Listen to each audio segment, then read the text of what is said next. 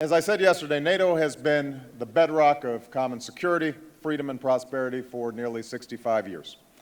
It hasn't just endured, it has thrived, because our nations are stronger when we stand together. We saw that, of course, most recently in Libya, where NATO afforded capabilities that no one else in the world could match. As President, one of my top foreign policy priorities has been to strengthen our alliances, including NATO. And that's exactly what we've done. 2 years ago in Lisbon, we took action in several areas that are critical to the future of our alliance, and we pledged that in Chicago we would do more. Over the last 2 days, we have delivered.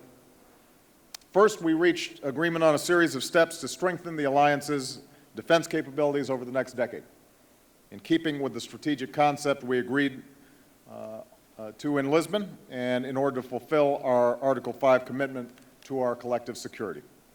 We agreed to acquire a fleet of remotely piloted aircraft, drones, to strengthen intelligence, surveillance, and reconnaissance.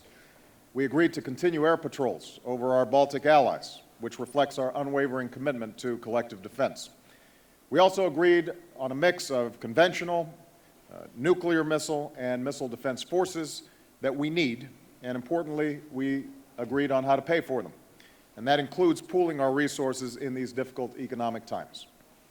We're moving forward with missile defense and agreed that NATO is declaring an interim capability for this system.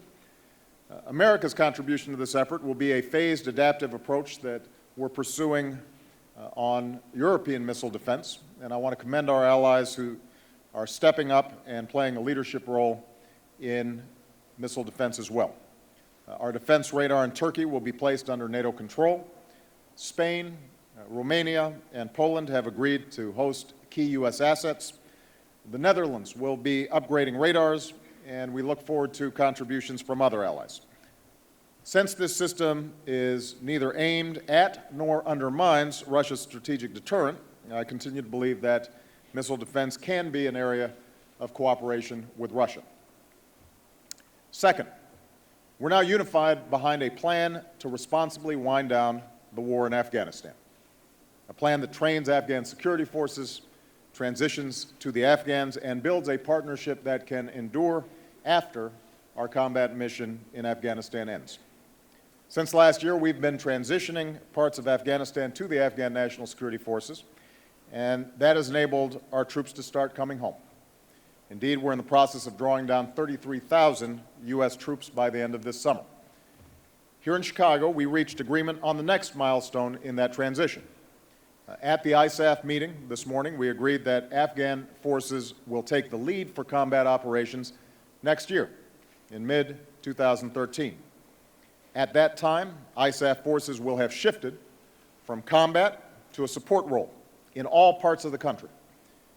And this will mark a major step toward the goal we agreed to in Lisbon, completing the transition to Afghan lead for security by the end of 2014, so that Afghans can take responsibility for their own country, and so our troops can come home.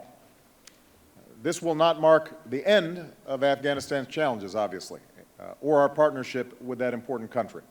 But we are making substantial progress against our core objective of defeating al-Qaeda and denying its safe haven, while helping the Afghans to stand on their own. And we leave Chicago with a clear roadmap. Our coalition is committed to this plan to bring our war in Afghanistan to a responsible end. We also agreed on what NATO's relationship with Afghanistan will look like after 2014. NATO will continue to train, advise, and assist, and support Afghan forces as they grow stronger. And while this summit has not been a pledging conference, it's been encouraging to see a number of countries making significant financial commitments to sustain Afghanistan's progress in the years ahead. Today, the international community also expressed its strong support for efforts to bring peace and stability to South Asia, including Afghanistan's neighbors. Finally, NATO agreed to deepen its cooperation with partners that have been critical to alliance operations, as in Afghanistan and Libya. Today's meeting was unprecedented.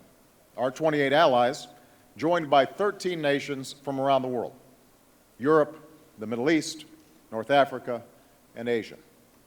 Each of these countries has contributed to NATO operations in different ways: military, political, financial, and each wants to see us do more together. To see the breadth of those countries represented in that room is to see how NATO has truly become a hub of global security. So, again, I want to thank all my fellow leaders. I think the bottom line is that we are leaving Chicago with a NATO alliance that is stronger, more capable, and more ready for the future. As a result, each of our nations, the United States included, is more secure, and we're in a stronger position to advance the security and prosperity and freedom that we seek around the world.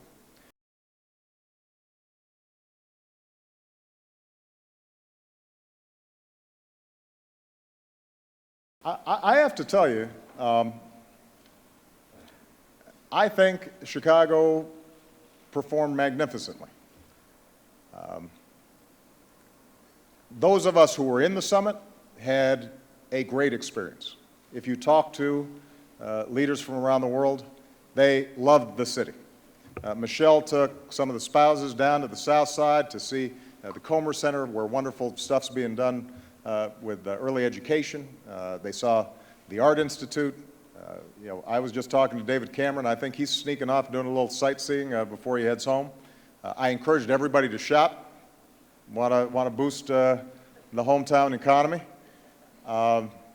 We gave each leader a bean, a small model for them to remember, as well as a football from Soldier Field.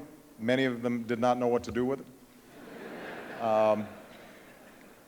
So people had a wonderful time, and I think the Chicagoans that they interacted with couldn't have been more gracious and more hospitable, so I could not have been prouder